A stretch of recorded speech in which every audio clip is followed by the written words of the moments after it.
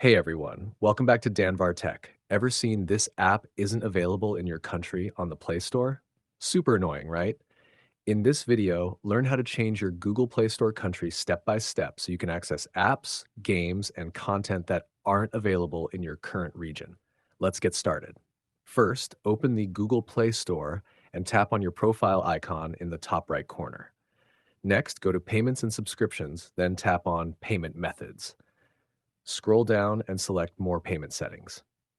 This will open in your browser, usually Chrome. Once the page loads, tap the three horizontal lines menu in the top left corner and choose Settings. Now, tap on Create New Profile and press Continue. Select the country you want to switch to, then tap Continue again. Finally, enter a valid address for that country and tap Submit. That's it. Your Play Store country will now be updated.